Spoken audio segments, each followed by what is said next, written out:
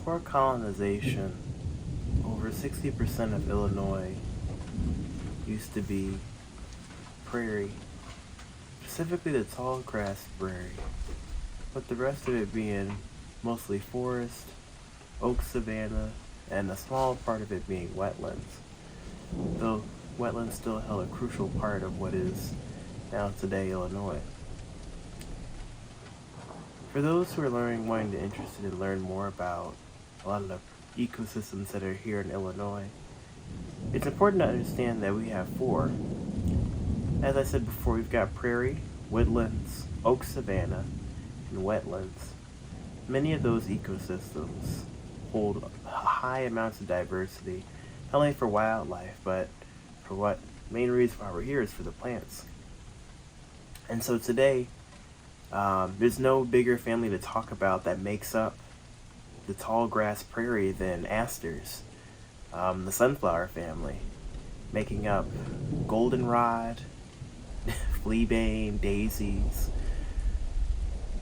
many different species of echinacea, so many variety and diversity of our prairies are in the aster family. So today in the Dryad's library, we're going to be looking at the sunflower family, and specifically of the upper Midwest by Thomas M. Antonio and Suzanne Mazzi. This is a field guide, and it's a book that covers identification for many species of asters that are in not only Illinois, but Illinois, Indiana, Minnesota, Iowa, Michigan, and Wisconsin. Though some of the species presented in this book do have range outside of these states, most of the concentration are going to be here. What really draws me into a lot of the species of asters that you'll find that are showcased in this book is really the pictures. I think this book is laid out very nicely and showcases a wide variety of different species and close-ups of different parts of the plants that really key in on identification.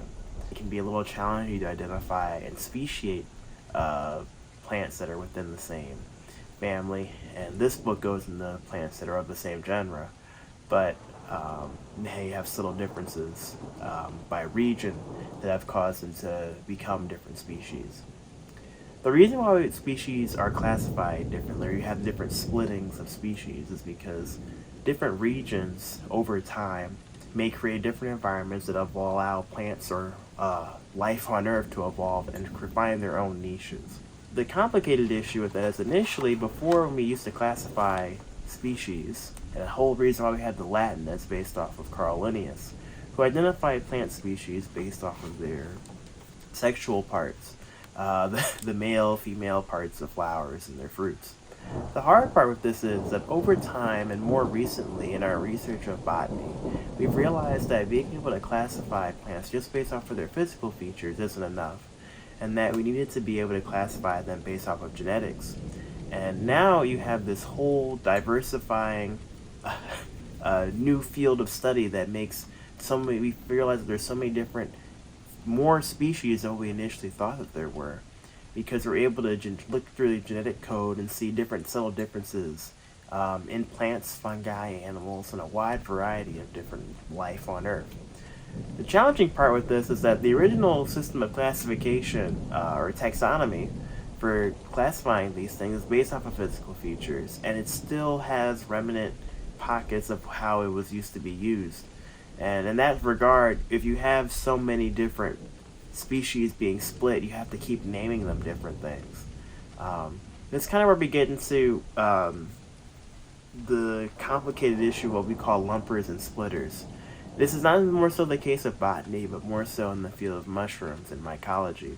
Because so many more species are being discovered based on genetic research, it begs the question of how often different species should be named, or rather you should just have a whole lump title for a species and have that be the name.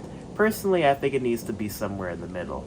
I think you can get to a point of splitting hairs over how much genetic difference is shown or present in a certain species of whether it should be renamed something. That can be a lot. Rather, I think it should be how much of a difference does the genetics that we find have an effect on the ecosystem, and is it worth classifying it as a different species? If you have a plant that, or a mushroom rather, that has genetic differences but serves the same role or fills the same niche in an ecosystem. Personally, I think it's splitting hairs of to reclassify that as a different species. Why not have a separate system that is for slowly field identification and one that is purely for genetic research? I'm sure there are people who study this. I'm not an expert, but this is just an observation that would make it a lot more easier, not only I think personally, to learn it, but also to be able to teach the public and have people have a better understanding of both taxonomy and how genetic research is being done. But this is research that's being done more recently in the past 50 to 60 years, and there's still a lot of things to be done and a lot of unknowns that we're learning about this. I mean, fungi wasn't even split away from plants until I believe 1968, and up until then, we used to group plants and fungi together.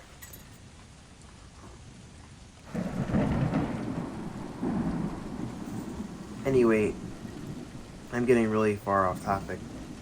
So the Sunflowr family has been a great book for me. It's very heavy. This copy I got at a estate sale in the city, and it's actually a signed copy by the authors. Specifically, it's written to someone. I'm not going to read it out just in case, for whatever reason, I don't know, but it's a very endearing message to, this book was signed for somebody. So I don't know how I ended up acquiring it or the person passed, I don't know. But the book does cover a huge array of different asters. Ray and disc flowers and inflorescences, so plants that have collections of smaller flowers are shown here.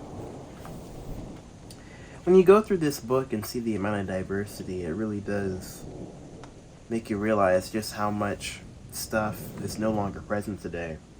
A lot of the prairies that were distributed throughout the U.S. were converted into farmland for agriculture. And when you removed keystone species, and for the prairie that was the bison, and overhunting them, it made the way in which these ecosystems function kind of fall apart.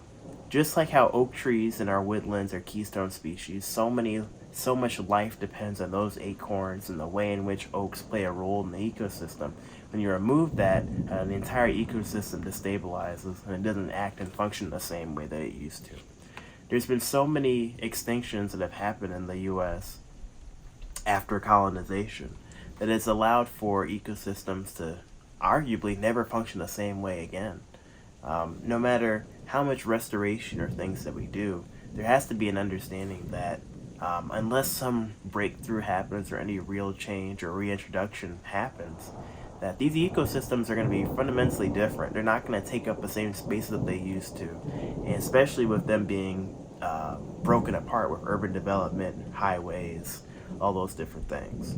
However, Illinois is, on a positive note, Illinois is on the leading the way with that, because we are experimenting with doing reintroduction work for both plants and for wildlife. In Kane County, they're reintroducing bison for the first time and seeing the effect that it has on Prairie.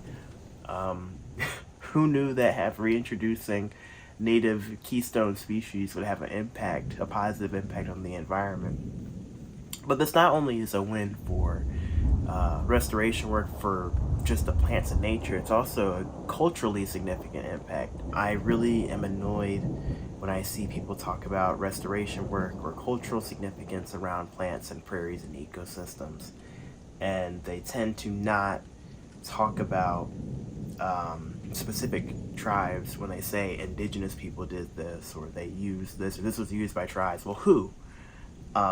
It's not putting a voice to it. It also frames it as if indigenous people are no longer here, which has unfortunately been the narrative for a long time in the way in which school has been taught. They're very much so present. There are still indigenous populations around Chicago and around many areas. They're all throughout the U.S. It's just a little more covert. Picking up this book and also looking at and learning about prairies is that there's just something in awe to be in them. There's many forest preserves that are preserves, some pockets of them that you can see. It's a fraction of what they used to be, but just being able to see the flowers in full bloom around late mid to summer going into late summer, it almost looks like this coral reef of the land. You'll see so many different colors and wildlife and pollinators that you've never seen before and are still so under research. You don't have that many people studying the amount of pollinators and bee species that there are. Arguably, if you had the right resources or access to lab space to do genetic research or DNA sequencing, you'd probably be surprised by how many new species you discover.